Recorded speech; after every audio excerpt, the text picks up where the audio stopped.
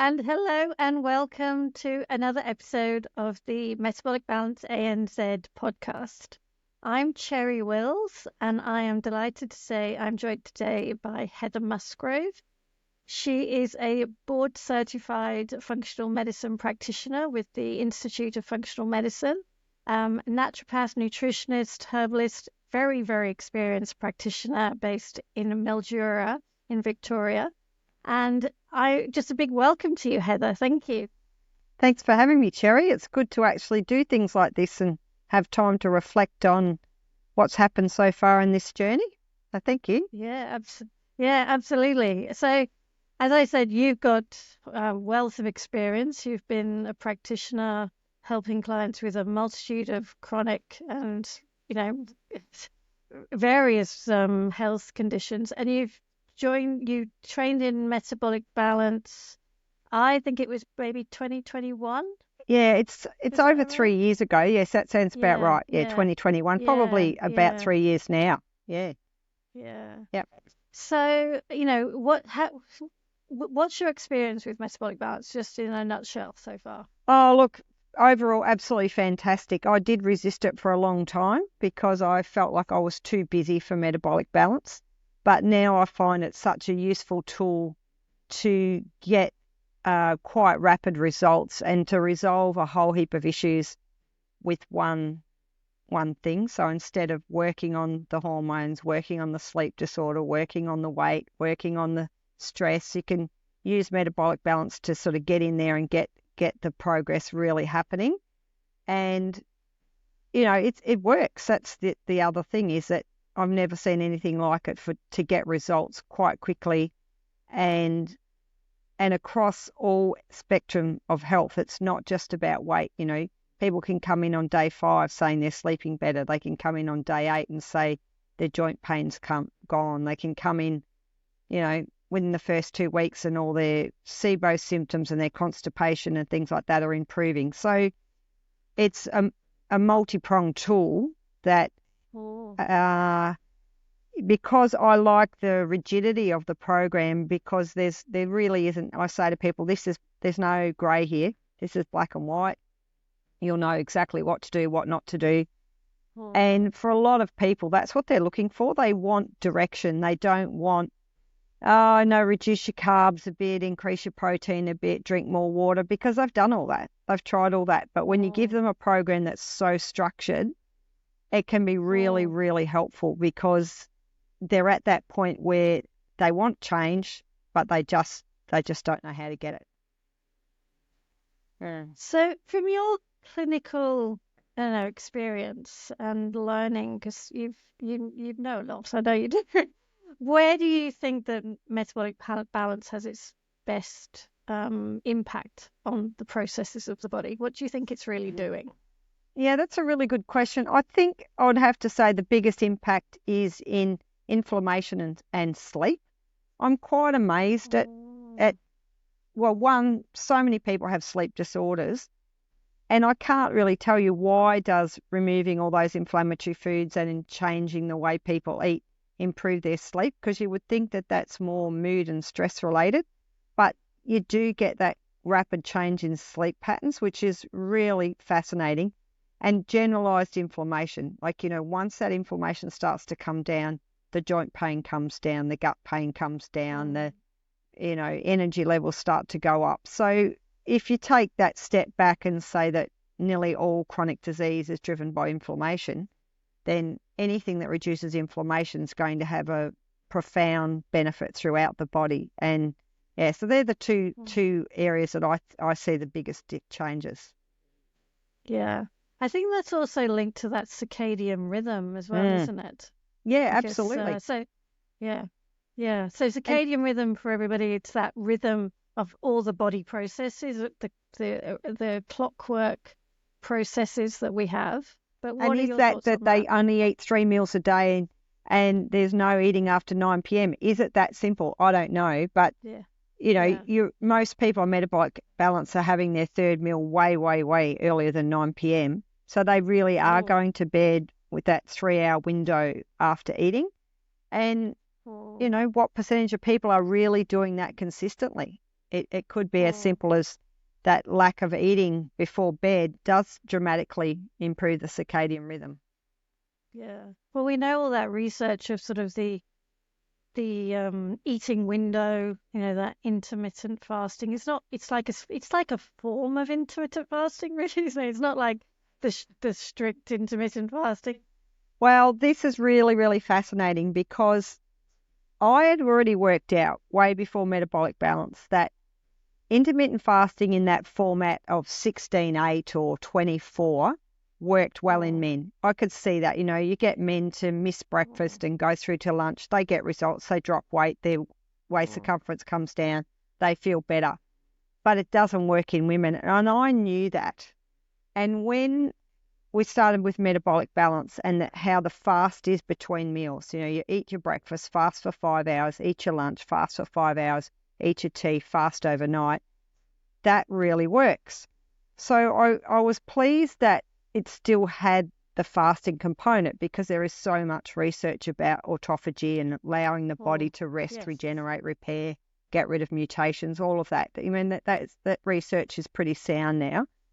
But when I recently went to Las Vegas for the Institute of Functional Medicine big AGM and conference, some of the really cutting edge research coming out now on fasting is saying exactly this, exactly the way Metabolic Balance does it, that fasting really much more than 12 hours in women is fairly counterproductive, and that all it does is pushes up the cortisol, slows the metabolism, and it actually encourages weight gain because, if you think about us evolutionary as hunters and gatherers, and what if we're pregnant? What if we're not eating all day and we're pregnant? So there is all that original research on fasting, it appears, was done on men. And then, like so many things, they just cross over that research and say, oh, well, yeah, intermittent fasting is good for everyone. But it's not good in that format, I believe. And when I heard this research presented, this was in June this year in Vegas, to me it was 100% correct because it's what I have seen clinically. And it just validated the way we do the fasting and Metabolic Balance. And yes, I have fantastic success in men with Metabolic Balance, like dramatic results. But majority of my clients are still women. And to have a tool where the fasting is now syncing, well, no, the other way around. The research is now syncing with the intellectual property of Metabolic Balance, to me, rounds the whole thing out. It's really, really good because you see the difference. Get these women who haven't eaten breakfast for 20 years and their calorie intake's quite low, but their body's just in starvation mode, and so it just shuts everything down. So it just doesn't work with them. And the other thing that came across massively in Vegas was the importance of protein, the importance of muscle preservation. And as soon as you extend that fasting period in women too long, the muscle is what we're likely to lose, and it's incredibly difficult to build muscle, especially after menopause. So we want to be working really, really hard in our 20s and 30s and 40s at building muscle, and then being very careful with the way we eat after menopause to preserve that muscle. So if we're fasting for too long, and especially those, I'm not keen on the 2-3 day fasts, water only fast, because even people that were really into fasting like Peter Attia are now saying, oh no, don't recommend that anymore because of the muscle loss. And now we've got the technology to measure the muscle loss through DEXA scans, and these longevity experts are doing these type of studies and saying, oh, hang on, that person just burnt 750 grams of muscle mass over that 3-day fast. So we know it's going to take a long time to get that back. And, we know that one of the parameters or the biomarkers of longevity in humans is muscle mass.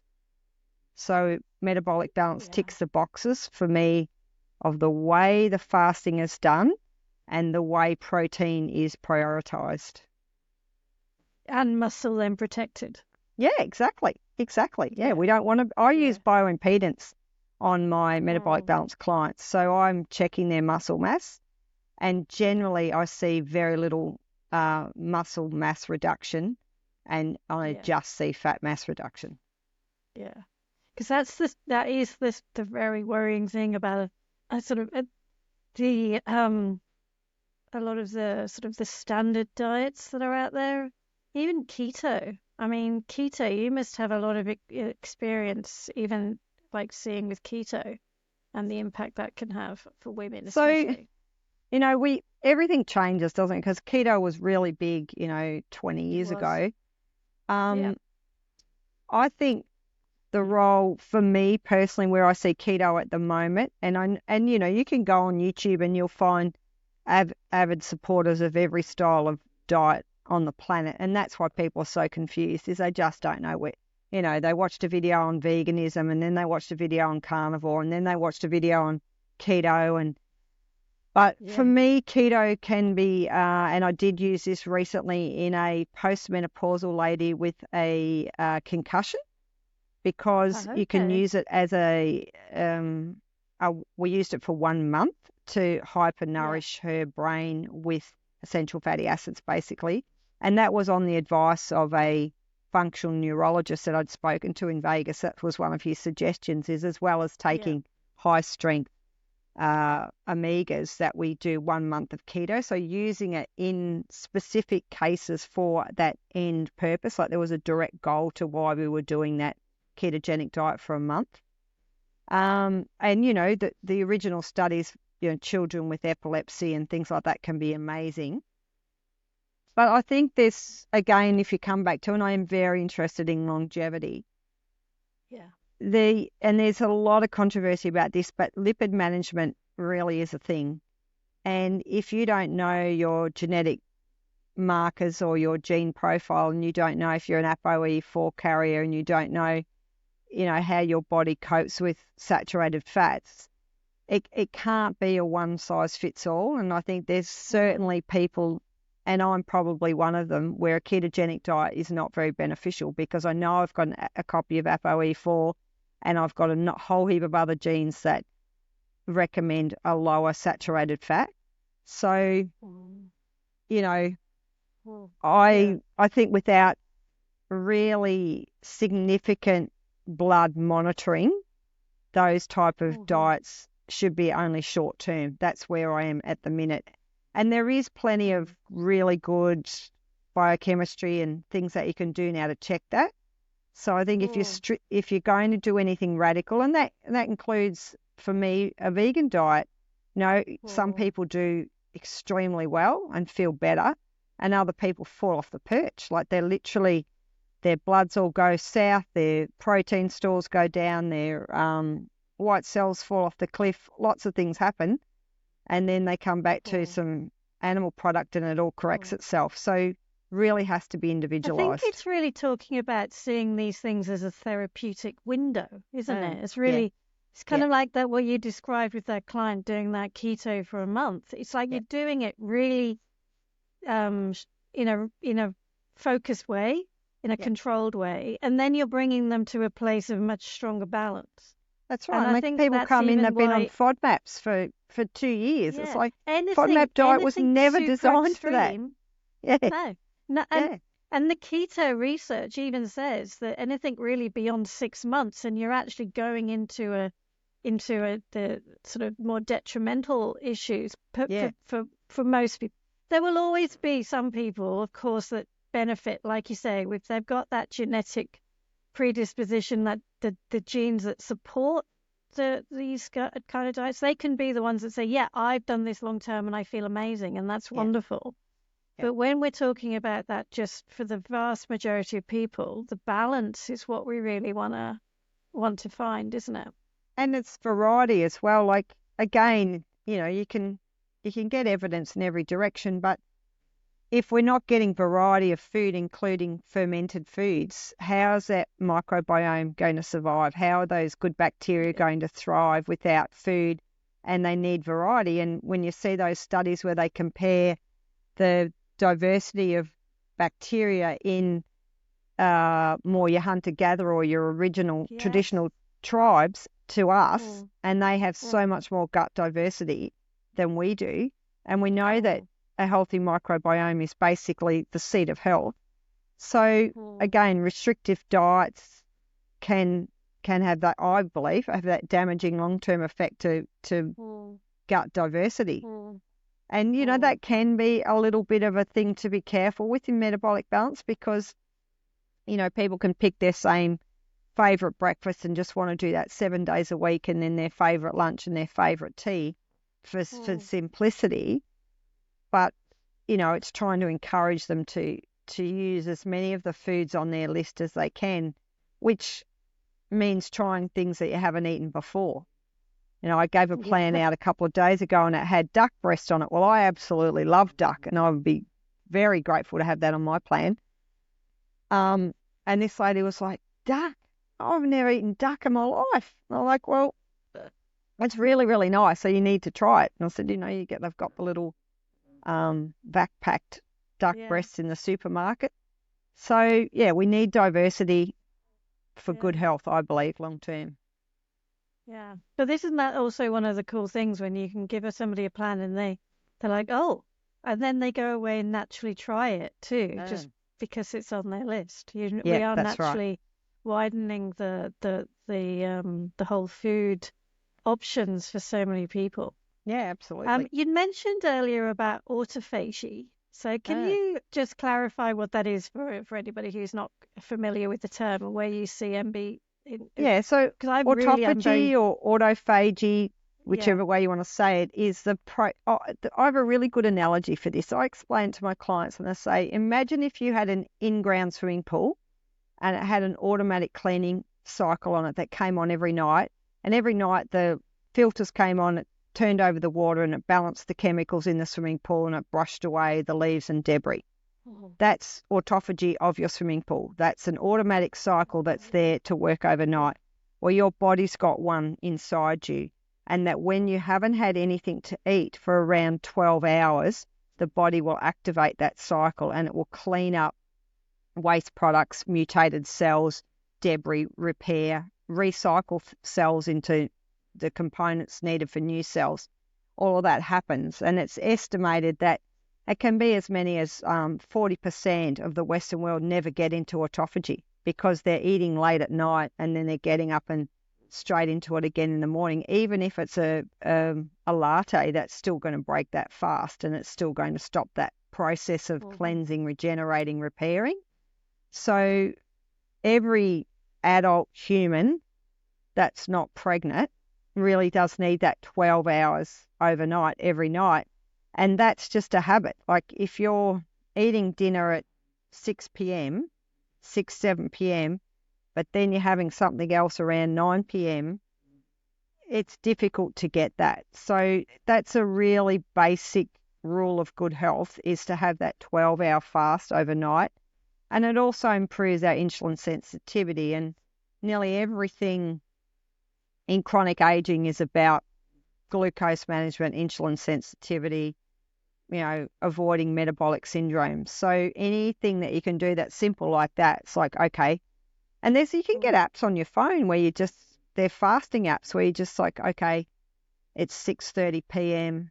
I've just finished dinner, and you can click the start fast, and then it'll do a little graph for you over the week and show you what you averaged, and just to get people into the swing of it, because some people don't even realise that they might be eating their main meal, but then they're having their fruit and their nuts and things at 8 p.m, where they'd be far better to eat their main meal, have their fruit and their nuts straight away, and then fast from that point on. That's my take on autophagy.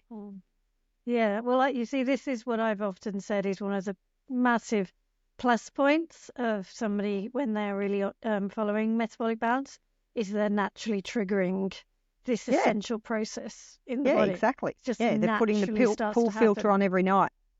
Yeah. Because that is what clears the body and really gets that cell cycle and everything working so well, isn't it? Yeah. And imagine how dirty that pool water would be if it didn't get cleaned ever. Well, if you're I don't even want to go there. No, and that's what's going on inside your body. So it is an important point. Yeah. Have you got any sort of great sort of client stories, or is there anybody that really springs to Oh, look, mind as what you're seeing with I have MB? lots, but one that comes to mind is I had a husband and wife came in several months ago now, and this is where we added a rule: trust the plan. This is where trust the plan comes in. And a lot of my clients are Italian, a lot of my clients, and they normally really love metabolic balance because at the end of the day, it's still a European program, and a lot of the foods that come up, they grew up eating those foods. They are all over it. You know, the Australians are often having to explain what endive is, or there's things on their plan they've never seen, radicchio. They don't know what any of those things are. The Italians, they're like, no, I got this nailed. Yeah, this is great. But anyway, this couple came in and his plan had no red meat on it at all. And his face just hit the floor, and he was just like, almost didn't hear another word after that. And I kept coming back to trust the plan, trust the plan. And I said, look, you know, we'll do this for 28 days and then you'll be able to have a treat meal every week, and you can have a steak then on your treat meal, but you need to do it 28 days. And his wife's plan was much better, for another word, but it had red meat on it. Anyway, off they went, and he had some hypertension, high blood pressure, and, you know, quite a belly. And he dropped over 20 kilos in about 16 weeks. And of course, his blood pressure normalized. He felt fantastic. He looked great. And he quite embraced the red meat only once a week.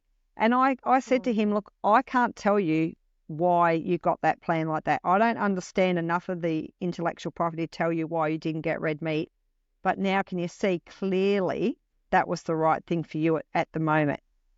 So that was just, you know, an example of, you get it back and go, oh my goodness. But if you trust it and you go with it, you'll get an amazing result. I've had two single mothers just recently. They don't know each other, but they both started their journeys about the same time, both similar ages, mid-40s, both been busy single parents, neglected themselves, finally sort of went, you know, it's time for me. I don't feel good. And both like sensational results. Like they have just transformed. One's 15, one's about 13 kilos in a 12-week window, and just feel fantastic, you know, running and doing exercise I hadn't done for years. And having that inner confidence. Buying new pairs of jeans and feeling really good about themselves again after going through tumultuous relationships and getting out of relationships and getting themselves reestablished, and then, you know, honouring themselves enough to say, all right, well, you know, it's not all about the kids. I need to do something for me, and sticking with it. So yeah, there's lots of good stories, and they're frequent and often, and age doesn't seem to be a factor. The oldest person that we've had on Metabolic Balance was 87. And that was a gentleman, and he got great results, and his cardiologist was absolutely thrilled with the reduction in waist measurement. And, you know, again, he was resistant. Oh, my goodness. Like, his wife had booked him in, which is always a little bit tenuous. And when I started to deliver the plan to him, he said, well, what about alcohol? And I said, there's no alcohol. And he's like, he looked at her and he's like, why is this the first I'm hearing about this, you know? And this man hadn't had an alcohol-free week in decades, but he did it. He did it, and he felt really good, and he did really well. So 87 years old, I've had great success with women in their 60s and 70s, and they've usually been on every program ever invented and quite deflated. You know, those ladies that have, you know, been really trim most of their adult life, and then really at that early 60s, they start to get that apple-y shape and really unhappy with it. And to see it work in people that age, because nothing else I've ever done works in those ladies. It's but it's the structure. It's the rules that make them so successful. And, then they're really happy because they're wearing their dresses that they want to wear to the grandchildren's weddings, and, they're feeling happier. Mm. Yeah. And as a practitioner, I mean, like it's practitioner in practice. You're a very busy practitioner, and needing to be able to really give people clear advice, clear guidance, and a structure. So working with metabolic balance, how do you find that is a big bonus in your working life? Yes, it is, because you're right. Like, I'm consulting everything from a 1-day-old baby to a 90-year-old man, and you've got to be all over all of it. Because I live in a regional area and there's not many practitioners, I don't have that luxury to say, oh, well, I'm just going to specialise in women from 30 to 70. I don't have that option here. So when someone's booked in for a metabolic balance review, it's like, this will be a bit easier. Like, it's not like a break, because you've still got to go through that whole consultation and check, how's their energy and how are their bowels going, and what are they struggling with, and do their physical check-in. But it's not the same as starting from scratch on a new client and trying to work through all those pre-existing conditions and trying to decide where are we even going to start here. So, it does make it easier. And because I have a sub-coach that works with me, it's fantastic to have that backup. So if I'm too busy, they can go and see her. If I'm away, they can go and see her. If people have questions and I'm not there that particular day, it's not all the pressure's not on me as the sole practitioner. It's like, well, you can ask Rose about that, or she'll be on reception and she'll answer the question. And look, all of my staff have all done metabolic balance, and I think that's a essential, really, because then questions can be really simple. And the person on reception can troubleshoot that. It could be really, really, I'm trying to think of a really, simple question that they might have. It could be just about their breakfast. Like, can I swap my lunch for my breakfast because I've got eggs at lunchtime and I want to have them at breakfast time? Yeah. And they'll know the answers. No, you can't do that. So that sort of takes some of the load off, is that it's quite black and white, so anyone can help them. But also, all of your staff have the health benefits of it too. Absolutely. And they're a walking, talking advert for what you can do. So my newest staff member, she's actually day 4 today, because she's only been with us for a few weeks. And I popped in there this morning, and she's like, 4.1 kilos down on day 4, and she said, I didn't like detox much. I said, you'll be right, just withdrawing from sugar. But you could see it. You could see it already, in 4 days. And she's got, some health issues, so it'll be good to watch her journey through it. Yeah. And isn't that just an extra bonus for working for you too? Yeah, absolutely. It's like you don't get that side effect from many working jobs, do you? Suddenly great health. Yeah, and that's why when you advertise for receptionist, your inbox fills up with about 30 applicants in 24 hours, because it is a good place to work. Yeah, you get actually really healthy, not all stressed and run down like other jobs can be. Yeah. Amazing. So is there anything else that you would share if you were talking to a client that's sort of on the fence? Somebody who's thinking, should I or shouldn't I do this? So one thing I'll say when I introduce the concept to somebody is I'll say, I don't care when you come back and do metabolic balance. You'll know when the time's right for you. But you will do this at some point. But timing is important, because if you've got the overseas cruise booked, or you've got a wedding and a christening and a 21st all in 2 weeks, or, you really have to find that 30 days at the start, because if you do it right at the start, it all falls into place. So I would actually rather somebody sitting on the fence go away and get a bit more FOMO about wanting to do it and turn it on. And when they do that and they come back in, they're ready to go. There's no ifs, buts and maybes. So I don't need them to say it's going to be this year or next year. I don't care. It doesn't worry me. I'm busy. It doesn't worry me whether you come and do it or not. But try and get the timing right for your life, and then you'll be really successful. So to that point, we really don't take people on metabolic balance much after Melbourne Cup Day. Like, I'll put them off then. Yeah, no, I don't, because I think if they're in their first 28 days over Christmas, that, you know, it just won't happen. Yeah. I'd rather they wait till January. So I think timing is important. Yeah, I agree 100%. But I do remember starting somebody on Metabolic Balance on the 20th of December. Oh my God. And they were absolutely, and it, because this again, it's about, they're a teacher. They weren't going to be holidays. With friends, with family over Christmas. Yeah. And they were really seeing this was their month. This was their time to do it. And she did really well. So again, it's all about being personalized, isn't it? Yeah. Everybody and it's like, has their moment. Come when the time is right for you, not anybody else, right. Not, you know.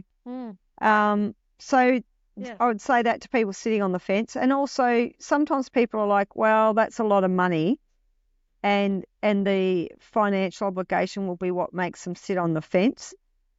But I always say, well, you actually save money, because there'll be no lattes for morning tea, no muffin breaks, no doing a work lunch, all those sort of things. So I think even just in the cost of food, it easily pays for itself in the short term, but the long-term health benefits are worth more than money. So, you know, yes, okay, you've got to make the finances timing right as well, but don't use that as a reason not to do it. Yeah, so, you know, there's not many disadvantages. It's that investing in your health for that real long-term knowledge, and the short-term savings, you can easily, pay for it for the 3 months in the short-term savings often, I think. But then it just pays for itself endlessly over and over. Yeah. With being ill is incredibly more expensive. Yeah. And it does reduce supplementation. Like, if you're trying to supplement your way into good health, you'll always get a quicker result if you've got the food program running and the supplementation running. It doesn't mean you get no supplements, but, we've had people where their thyroid functions return to normal. Without metabolic balance, they're going to be on thyroid supplements and or thyroxine long term. So if you can capture that dysfunction at the start and turn off that inflammation and not let it develop into Hashimoto's or thyroiditis, then there's a massive long-term saving there. Because, most of the supplements for thyroid health, it's a reasonable amount of capsules or tablets per day, and they're a reasonable cost. So if your goal was to restore your thyroid health and not need a supplement or a medication, the investment in metabolic balance, if that achieves that for you, is fantastic. Because, some people just really do not want to take anything. They don't want to take a vitamin. They don't want to take a pharmaceutical. Well, good luck to you. That's fine. But you're going to have to do other things really right in your life to achieve that and still have good health. Yeah. But you can potentially do that with MB, can't you? You can potentially do that, depending on what's going on. Like, if your vitamin D is really low when we get the blood work back, of course you're going to supplement with vitamin D, because there's so many people have that genetic SNPs where they don't store it, they don't convert it. They're going to need supplementation for the rest of their life. And it's, again, in that longevity window. Yeah. We know that optimizing vitamin D improves so many outcomes. So you can't, you're not going to eat your way out of a vitamin D of 30. Like, that's not going to happen. But you might be able to eat your way out of a thyroid problem or a joint problem or a sleep disorder. There's lots of things that you can use food as medicine for. Yeah, absolutely. Yeah. Fantastic. Thank you so much, Heather. It's been so lovely talking to you, and thank You're you for welcome. sharing so generously. And can't wait to hear more fabulous clients that you're helping. Yeah, no, we love our metabolic balance, and I find as a clinic, it was a great additional arm to put in the business that gives people choices. It gives us, really clear guidelines of how to move forward with people, and as a sole practitioner, it gives me flexibility to be able to have a sub coach to give me a hand, because it's difficult to find that balance when there's not enough staff around, and that's across every industry. Everyone's screaming for staff, so there is a way forward with this. Yeah, amazing. Thank you. You're and welcome. If you'd like to hear more about Metabolic Balance, please do subscribe to the podcast. And also, Heather is you can check out Heather, more from Heather as well. We'll share contact details in the show notes as well for Heather. Live well, Mildura. So yeah, absolutely. Thank you. All right. Thank you, Heather. Thanks, Cherry. Bye.